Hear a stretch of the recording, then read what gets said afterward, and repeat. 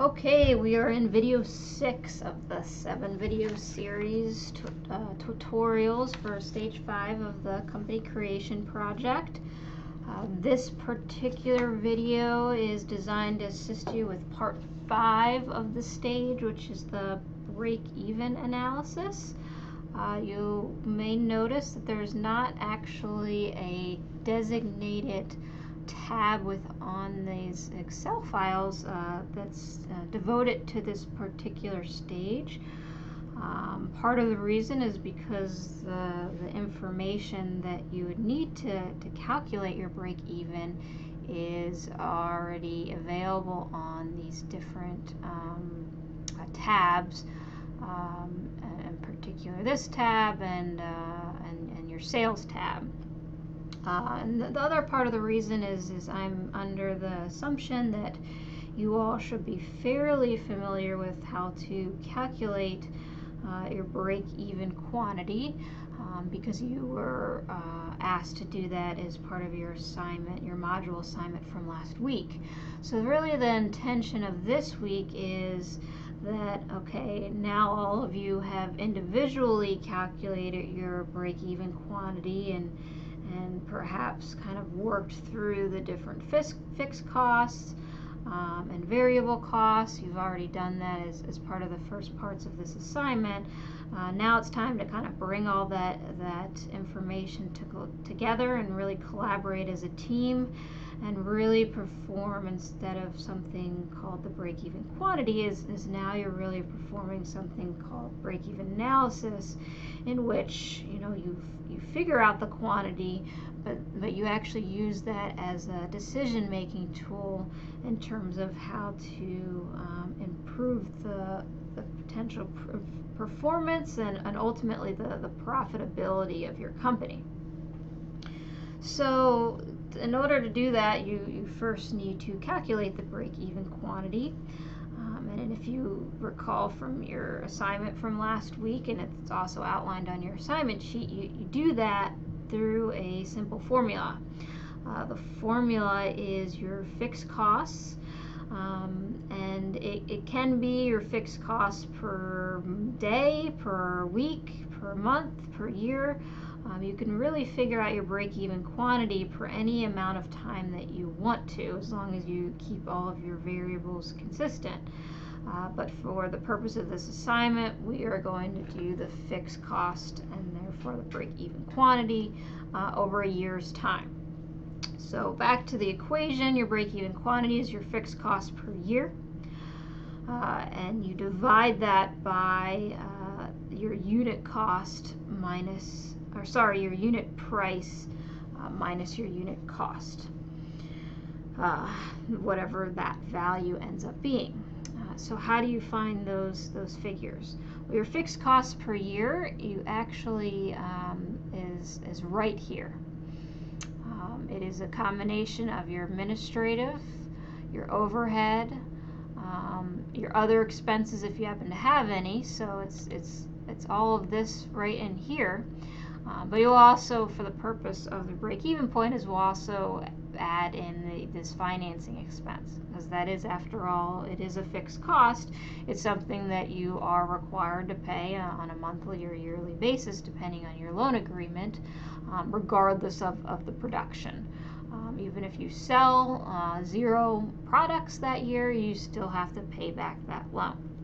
So this value right here, if this was your company, would be at the top of that equation, the $15,810.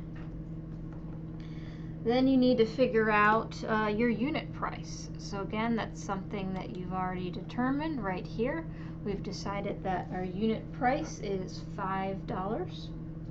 Okay, and then you want to subtract your unit cost. So we decided that for the purpose of this fictitious company, the cost to produce every single product that I'm offering, it happens to be $2. So subtract $2 from that. And then you also, as part of your unit cost, we're going to, for the purpose of this assignment, add in the cost per ship. So that's $1 right here. So the unit price, $5 minus the unit cost is minus 2 minus 1. So that is $5 minus 3, and that comes to $2 total. So now we'll pull up this handy dandy calculator right here, and we'll do our fixed expenses at the top, which is $15,810, and then we divide it by the value that we just got of $2. And that is our break-even quantity right there. That is telling us that we need to sell 7,905 units of our product before we can start making a profit. So at 7,906, we are starting to make a profit. Before then, we have well, actually at 7,905, we have neither made a profit, but we also don't have any expenses. We've essentially zeroed out. Anything below the 7,905, we are in the red, which another way of saying that is we haven't made a profit. So we figured out the break-even quantity at that point. So now we want to get into the more analysis stage of this. Is, okay, if we need to sell 7,905 in a year to break even, if that's our goal to break even, is that a reasonable amount to sell? If not, what can we do to improve upon that? And there's a few different things that we can adjust. We can increase our sales, unit sale price per unit, so we could increase this amount, which would potentially lower that break-even quantity. We can lower our costs, either our per unit cost of making the product or providing the service, or the cost to ship if we have a product. Okay, so that could potentially lower that break-even quantity. Or we can adjust the fixed expenses. So here's some of these fixed expenses here. If we lower these fixed expenses, that would potentially lower the break-even quantity. Or also included in that fixed expense, again, is that loan interest. So perhaps that's something that we want to discuss with amongst our team, and maybe that's something that we would want to prioritize. If we feel like the price that we're charging for our product is where we want it to be, we feel like it fits with the value that we're providing, and we feel like the cost are pretty accurate there in terms of our variable cost and our fixed cost. And then that's where we might want to get into that quantity sold a little bit. Again, getting into that conversation or analyzing, is that reasonable to be selling that much? If not, how can we get there? How can we be able to sell that much? Or perhaps maybe our goal is not to necessarily start making a profit in that first year. Perhaps we're looking more long term.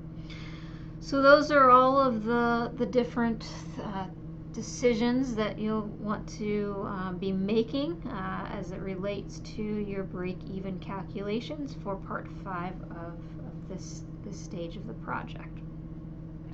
We will have one more video on the balance sheet to wrap up these tutorial videos. Oh, before I wrap up, one last thing that I did want to point out as it relates to this tab and the break-even point is this quantity sold. Remember that this is on a per month basis.